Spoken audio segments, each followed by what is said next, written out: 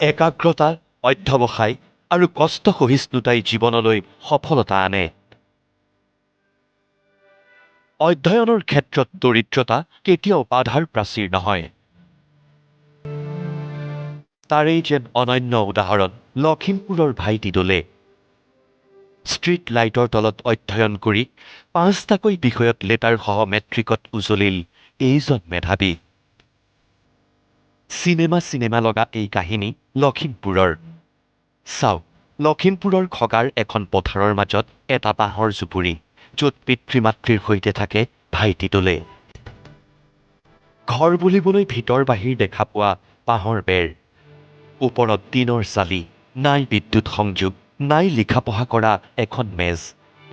সেয়ে মেধাৱী ভাইটি দলে দিনৰ ভাগত ঘৰৰ বিচনা অথবা পথাৰৰ মাজৰ গছৰ ছাঁত অধ্যয়ন কৰিছিল আৰু নিশা নিজৰ বিদ্যালয়ৰ সমীপৰ ষ্ট্ৰীট লাইটৰ তলত কিতাপ মেলি লৈছিল ভাইটিয়ে।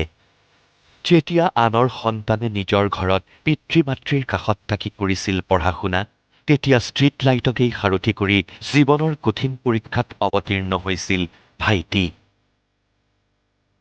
আৰু ৫টাকৈ বিষয়ত লেটাৰসহ প্ৰথম বিভাগেৰে উজলি উঠিল হাইস্কুল শিক্ষান্ত পৰীক্ষাত।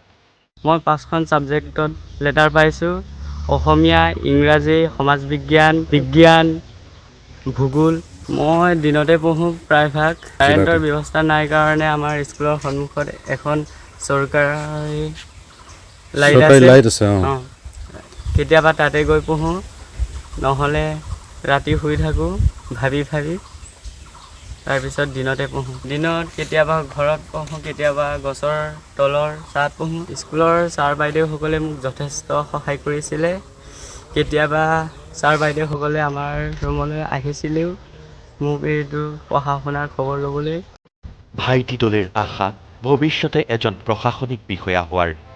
সেয়ে সহৃদয়বানজনলৈ অনুৰোধ, উচ্চ শিক্ষাৰ বাবে মোক অকণমান সহায় কৰক।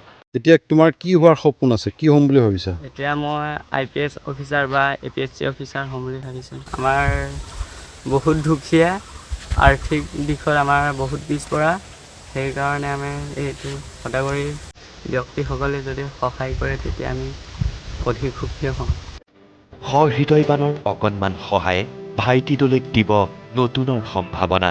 ভাইটি দলেৰ জীৱন সফলতাৰে ভৰি পৰক, আমিও জনালো শুভকামনা। লখিমপুৰৰ পৰা জিতুমণি নেওগৰ সহযোগত news desk report, news live.